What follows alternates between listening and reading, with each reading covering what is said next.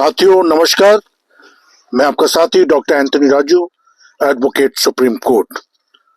और आज एक बहुत इंपॉर्टेंट एक लैंडमार्क जजमेंट पॉक्सो के मामले में सुप्रीम कोर्ट ने सुनाई।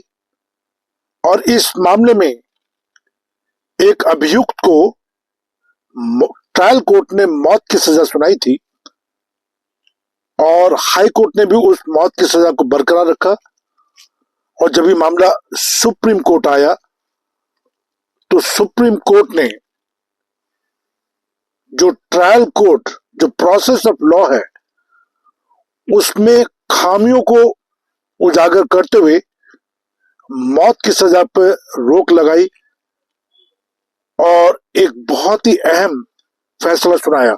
साथियों, इससे पहले कि मैं इस वीडियो को आगे बढ़ाऊं, मैं आपसे बस सिर्फ एक ही गुजारिश करता हूं और जो हमेशा करता रहता हूं कि आप इस चैनल को जरूर सब्सक्राइब करें, लाइक करें, कमेंट्स करें, शेयर करें और बेल बटन दबा के रखें, जिससे कि जो भी लैंडमार्क जजमेंट होती है, इंपॉर्टेंट जजमेंट होती हैं, महत्वपूर्ण जजमेंट होती हैं, हाई कोर्ट की, सुप्रीम कोर्ट की, ट्रायल कोर्ट की, पॉक्सो को लेके या दहेज हत्या को लेके या रेप के मामलों को लेके, उसको सिंपल सरल भाषा में आप तक पहुंचाया जा सके, ये मेरी कोशिश रहती है।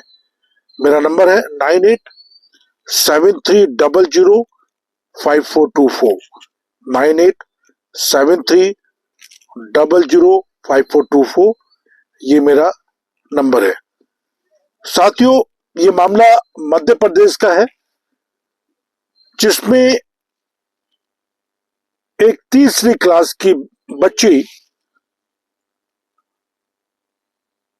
गायब हो गई और जब पुलिस में रिपोर्ट लिखाई गई तो उस लड़की को खोजा गया तो वो लड़की बड़ी गंभीर अवस्था में पड़ी मिली।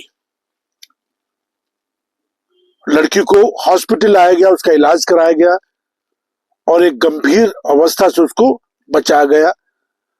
तब उस बच्ची ने अपनी दादी को पूरे केस के बारे में बताया और उसने बताया कि एक शख्स, जब वो स्कूल के बाहर वेट कर रही थी, अचानक एक शख्स आया और उसने उसको लड्डू खिलाया और उसको लेके वहां से चला गया एक सुनसान जगह पे, और जहां पे उसने अपने एक दोस्त को बुलाया और वहां पे उसके साथ में गलत काम किया। ये एफआईआर दर्ज होती है उसके दादी के द्वारा। ये 2018 का मामला है मध्य प्रदेश का। इसकी जांच होती है और जांच में जब सीसीटीवी फुटेज निकाले जाते हैं तो उसमें उस फुटेज में वो शख्स आता है, लेकिन उसमें पहचान नहीं हो पाती है। फिर उस शख्स की,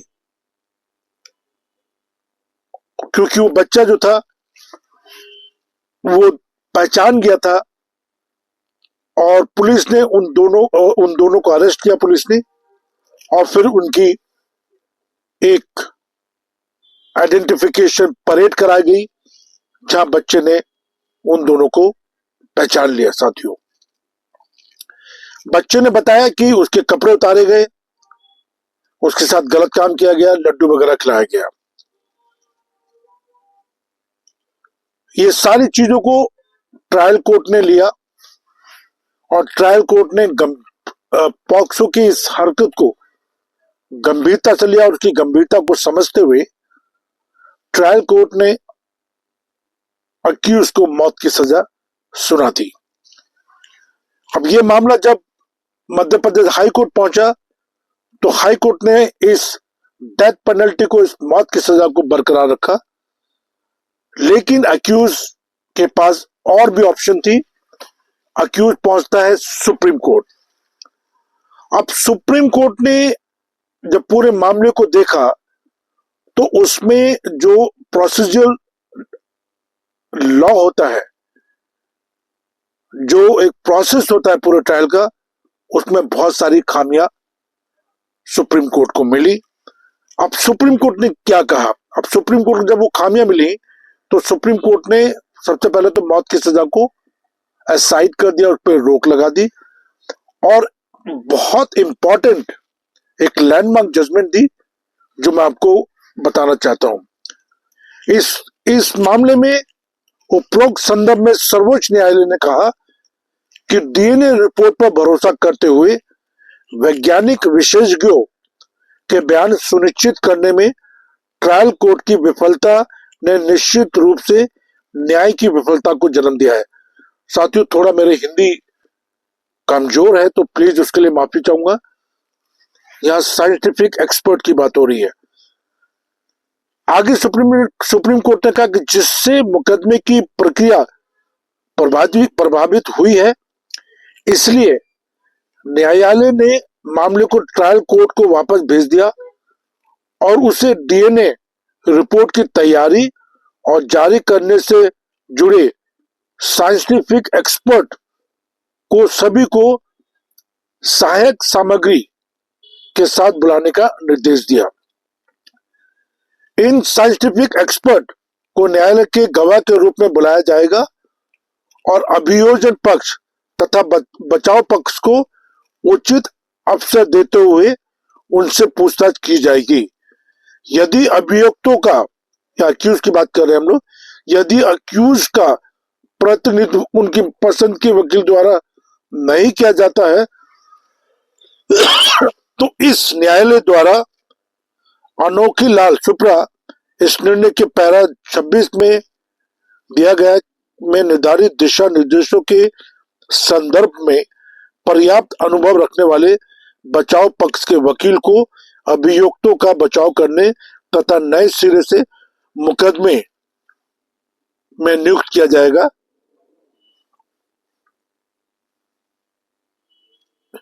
न्यायालय ने यह भी आदेश दिया कि जो साइंटिफिक एक्सपर्ट्स हैं उनकी गवाही दर्ज किए जाने के बाद अक्यूज से नए साक्ष्य, नए एविडेंस के संदर्भ में सीआरपीसी 313 के तहत फिर से पूछताछ की जाएगी तथा उन्हें बचाव पक्ष के साक्ष्य प्रस्तुत करने का उचित अवसर प्रदान किया जाएगा।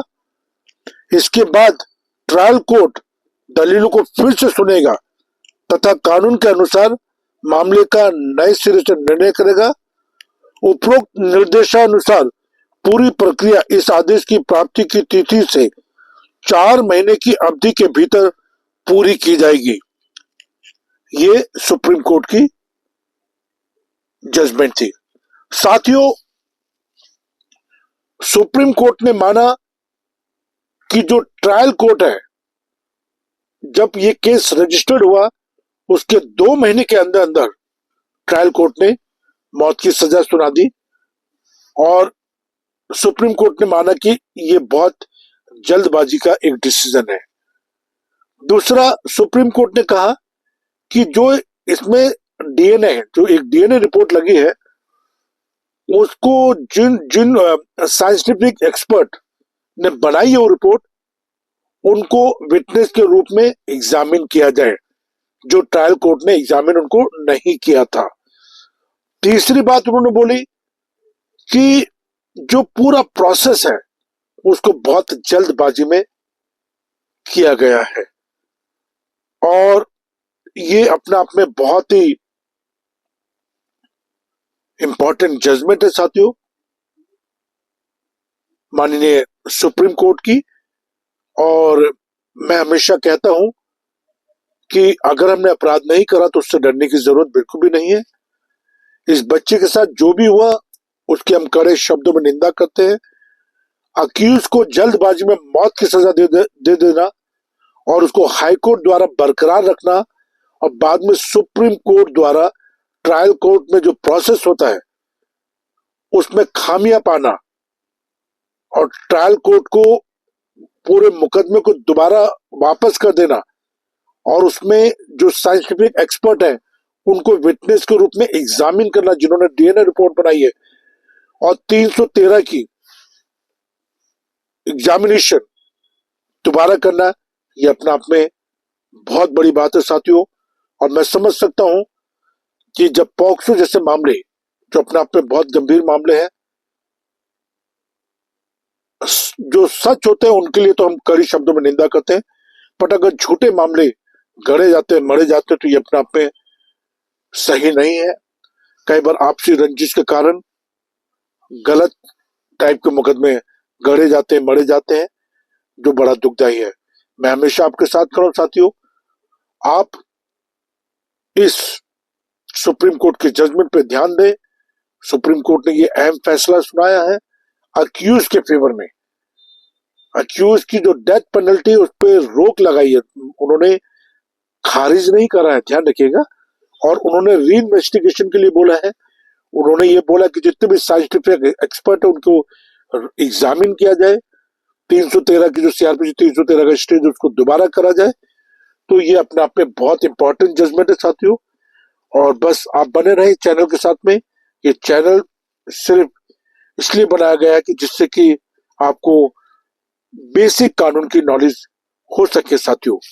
और जो पॉक्सो एक्ट 2012 है, इसमें बहुत सारे ऐसे सेक्शन है जिसके बारे में लोगों को पता नहीं होता, उसकी वजह से वो अत्याचार के शिकार हो जाते हैं। और इसमें जो लोग झूठा मुकदमा दायर करते हैं, सेक्शन 22 के तहत उनके खिलाफ कार्रवाई की जाती है पॉक्सो एक्ट में। और बहुत सारे इसमें धाराएं हैं जिसके बारे में आम लोगों को पता नहीं होता साथियों। और मेरा ये मानना है कि अगर बच्चों को ये पता हो कि जो हम काम करने जा रहे हैं या हम करेंगे उसके गंभीर नतीजे होंगे, तो शायद वो उस काम को नहीं करेगा। लेकिन ये तीसरी कक्षा की बच्ची, एक छोटी सी नादान बच्ची जिसके साथ इतना गंभीर अपराध हुआ है, इसकी हम कड़े शब्दों में निंदा करते हैं। और यहाँ पे सिर्फ मैंने ये नहीं कहा है कि अभियुक्त ने कोई, वो अक्यूज नहीं है। यहाँ पे वो अक्यूज है या नहीं है ये कोर्ट डिसाइड करेंगी। लेकिन उसको मौत की सजा हुई है, मौत की सजा पर रोक लगी है। और जो प्रोसीजर वे है काम करने का, जो जो एक जो जो प्रोसेस है पूरे ट्रायल का, उसमें खामियां पाई हैं सुप्रीम कोर्ट ने और उसको दोबारा से री एग्जामिन करने के लिए बोला है। मैं हूं आपका साथी doctor Anthony Raju, advocate supreme court. और अपने बच्चों को अपराध मुक्त रखें, पढ़ाई लिखाई पर ध्यान दें, यही मेरी आपसे गुजारिश है, प्रार्थना है। जय हिंद, जय भारत। और आप चाहे तो मेरे से बात कर सकते हैं, मेरा नंबर डिस्क्रिप्शन बॉक्स में दिया है मैंने। और ये जो डिस्क्रिप्शन है ये भी मैं उसमें दूंगा, तो उसको भी आप ढंग से पढ़ सकते हैं। जय हिंद, जय भारत।